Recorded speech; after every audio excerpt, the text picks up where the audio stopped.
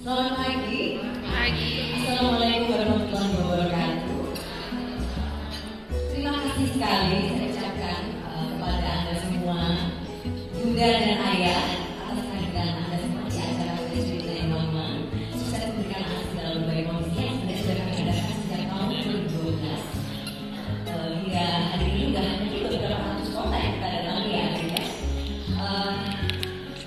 Dan saya bahagia sekali karena hari ini banyak ayah yang datang. Mungkin tepuk tangan juga untuk para ayah.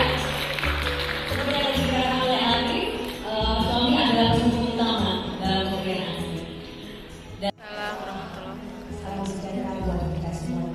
Kami pun kami membuat istilah kita penyambutan sebagai warga Lampung dan datang. jadi jawaban Pak kalau ibu bilang kami pun sih jawabnya apa? Yapur, Yapur. yapur, Yapur. Pengelolaan Lampung memang kami tidak ada yang pakai wisata. Kami ramah-ramah untuk wisata kuliner di sini. Pantainya bagus banget. Alhamdulillah. Pantainya keren banget. Assalamualaikum warahmatullahi wabarakatuh.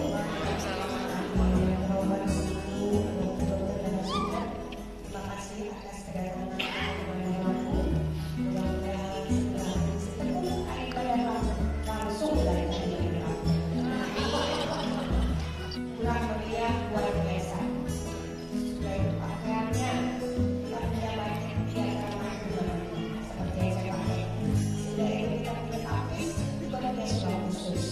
Boleh penggunaan deklarasi juga, tapi jangan lupa kami juga punya hadiah dokter. Mbak Gracia. Gracia, menyampaikan sebulan siapa yang boleh khusus yang ada Lampung sama batiknya Lampung. Yeay. Dan juga khusus untuk Bapak Ibu yang muda-muda yang kedatangan tamu yang luar biasa, kehadiran dan menunggu ya, adalah amanah harus kita jaga baik-baik. Dan juga jangan takut, kebanyakan ini di perkotaan biasanya yang pasien maaf hilang kecantikannya sudah gitu. Ini sebenarnya yang harus disosialisasikan. Tapi kalau ini yang khususnya untuk kita kelola, terutama kami yang di Kota Bandar Lampung, selalu sosialisasikan ASI eksklusif masa lahir sampai 6 bulan. Karena apa? Insya Allah dengan mereka menunggu. Biasanya minum yang kuning ya dok ya. Apa yang pertama air Kolostrum ya, ya. itu bisa luar biasa buat anak kita. Jadi saya berharap juga kepada Mbak sama dokter-dokter juga jangan hanya yang di atas, tapi tolong juga yang di bawah supaya mereka paham, makin paham.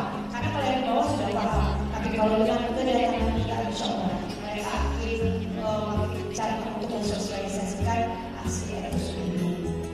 Saling melengkapi. Saya bagian yang kenapa kita harus memilih air susu ibu. Kenapa tidak memilih susu yang bisa dibeli di mana-mana ya. Jadi sudah boleh dimulai? Sudah ya? Sudah? Oke, siap ya.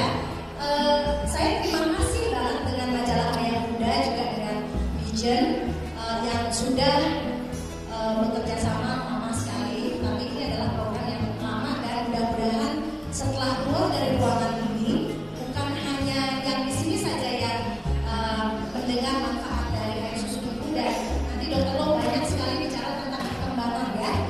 Kemudian saya akan mulai dengan slide pertama. Ini adalah dasar kenapa kita harus memilih air susu ibu. Jadi ini ada 3 yang kita bandingkan. Ini 3-tiganya adalah mamalia. Mamalia artinya semua makhluk yang punya payudara. Posisi air susu ibu manusia dengan air susu ibu sapi itu berbeda. Air susu ibu manusia itu bisa adalah banyak komponen-komponen yang memang untuk ke otak. Buktinya adalah ini. Ini lihat ya, otak sapi, ya otak sapi. Sapi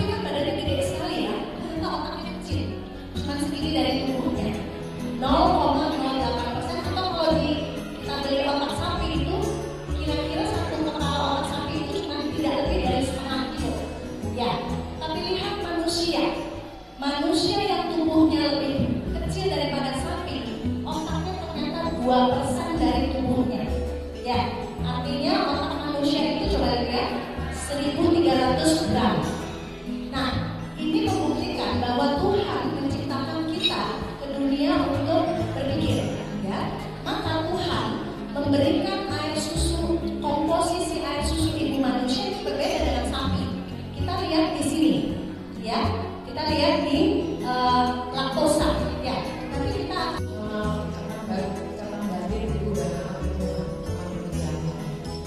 coba kita ulang lagi sampai video yang ditunjukkan oleh Dr. Ali. Tentu akan muncul pertanyaan, bagaimana mungkin bayi diletakkan di dada ibu kok bisa ya bergerak menuju puting susu ibu? Itu kan yang menjadi pertanyaan. Jadi jawabannya adalah, stop dulu mas, stop.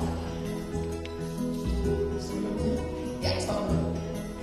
Yang tadi sebelumnya. Ya stop. Jadi sebetulnya semenjak di dalam rahim itu indera itu sudah mulai berubah. Indera. Jadi indera gerak. Kenapa kemudian kita bisa merasakan bayi kita bergerak, ada makanan, kiri. Kemudian sudah mulai berkembang juga indera pengecapan. Pada minggu ke-25, minggu ke-30 sudah mulai ada rasa mulai mendengar, mulai merasakan bahwa makin sempit ruang geraknya di dalam rahim, maka makin kompak. Nah, jadi sesungguhnya kontak itu sudah terjadi sejak di dalam rahim. Kemudian pada saat lahir, begitu diletakkan di dada ibu, mulai mengungkap memorinya, mendengar suara nafas ibu, merasakan detak jantung, merasakan adanya sentuhan, kemudian bau keringat ibu. Pertama yang dikenal oleh bayi baru lahir adalah warna hitam. Dan warna hitam itu ada di mana? Di puting susu. Nah, itu yang menjawab apa? Begitu bayi diletakkan di dada ibu, semua memorinya tentang stimulus yang didapatkan waktu hamil itu muncul kembali. Refleks, namanya refleks, begitu membaui, mendengar, merasakan, kemudian bergeraklah secara refleks ke puting susu. Karena fungsi inderanya itu bekerja terus. Yang dilihat, yang didengar, yang dibaui, yang dikecap, yang digerakkan, semua akan pergi ke otak. Tidak pergi ke tetangga sebelah, tidak hilang, tapi semua diserap. Karena fungsi dari indera itu adalah menangkap stimulus untuk dibawa ke otak. Apa yang terjadi di otak? Di otak akan dianalisa, akan dipahami, kemudian akan disimpan dalam bentuk memori, kemudian direncanakan bagaimana memberikan respon. Nah, kapan dan seperti apa responnya? Tentu saja tergantung dari tingkat perkembangan. Gitu ya. Nah, karakteristik gerakan bayi baru lahir.